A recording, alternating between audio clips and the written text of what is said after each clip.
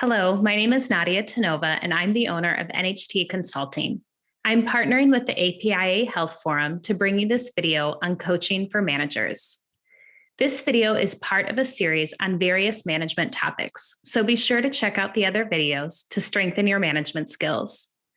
In this video, you'll learn what coaching is, why it's an impactful tool for managers to use with their teams, and how you can begin coaching your staff. You'll even get to see a sample coaching session. Let's get started. Coaching is a big buzzword right now, and we often hear it in different contexts or interchange for mentoring or consulting. But what actually is coaching?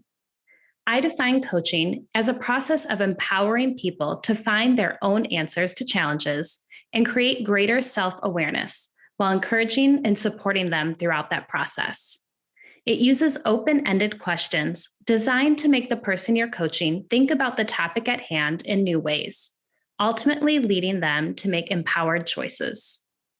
Coaching is different from consulting, where an expert provides advice based on their specific knowledge, experiences, and skills. Coaching is also different from mentoring.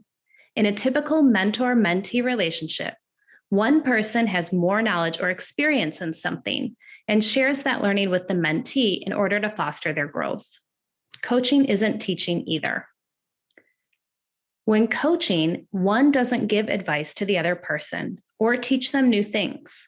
The coach's job is to lead a process that empowers the other person or people to come up with their own answers, conclusions, and choices. Coaching is a process, a way of being. It uses open-ended questions to get the person you're coaching to think in new ways or better understand how they're feeling about something. As a coach, your job is to empower and support the person you're coaching to tap into their own wisdom and strength. This may sound counterintuitive to you. As a manager, we're used to giving direction, mentoring staff, and sharing our knowledge and expertise. But coaching is another powerful tool that you can use to empower your staff, create buy-in, and inspire your teams. Because coaching encourages people to come up with their own solutions, it is a great way to grow the leadership of those on your team and prepare them for new roles, responsibilities, and decision-making within your organization. Coaching also creates buy-in because we know that when people come up with their own solutions or their own ways of accomplishing their goals, they are more deeply invested in the work. Coaching can also build trust with your team by giving them the space to come up with their own solutions and encouraging them to tap into their own wisdom. You actively show your team that you trust them. This in turn inspires your team and creates more buy-in for the work that they're doing. It is important to note that coaching should be a tool in your toolbox, but not the only tool that you use with your team. There are times when coaching will be the most empowering choice to use with your staff. But there are other times when mentoring, teaching, and providing clear, direct feedback are more appropriate. Let's look at when to use coaching. Coaching should be used for growth moments. You can use coaching during routine things, such as how an employee will accomplish a project or goal that you've set for them. You can also use it for difficult times, such as when deciding how to improve performance issues. Coaching can also be used to help bring greater clarity and self-awareness to a situation.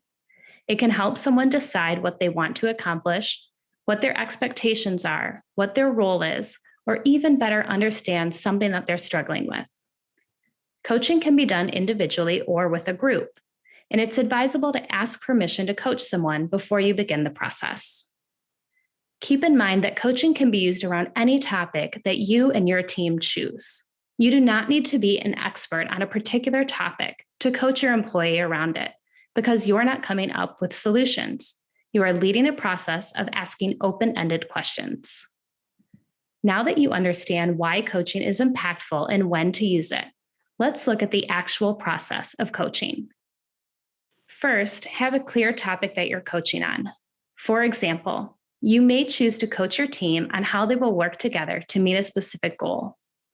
Or you may coach a staff member on how they can better form a relationship with one of their colleagues.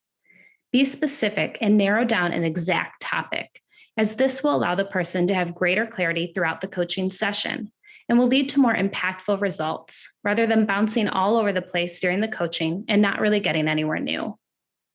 You can plan a coaching session in advance with a specific topic, or you can use these skills during regular conversations when a topic comes up that would be a good fit for coaching.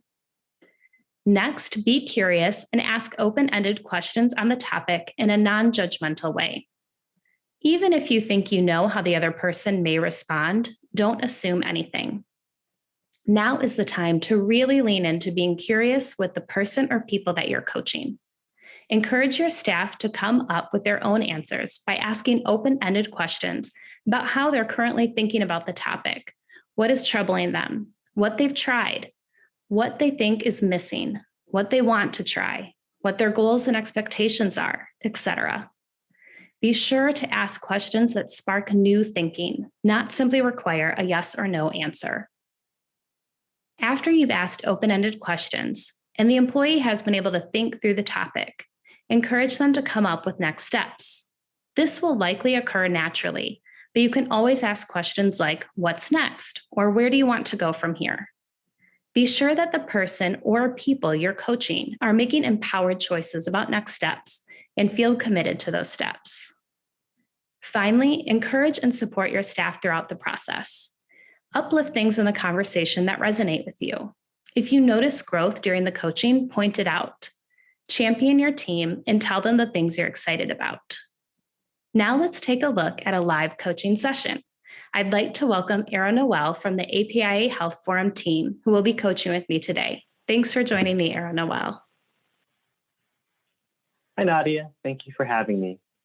I'm currently working on a coalition project around a public service announcement with other partner organizations.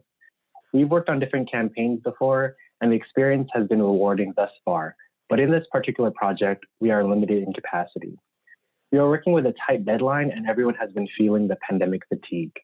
I want to contribute as a team player that can motivate the group, being mindful that we have so much on our plate and making sure we meet our deadline. But this feels challenging. What feels challenging about this? I think the challenge here is that no one has taken the lead. We have a bunch of great ideas circulating, though it's challenging when delegating tasks. The workload feels heavy on top of our day-to-day work. So how do you want to show up with the group? I want to show up to the group as a motivator and supporter for the group. And what does contributing as a team player look like to you? A team player is someone who can look out for the group and is someone who contributes to a vibrant working environment. So what are you committing to do with this team?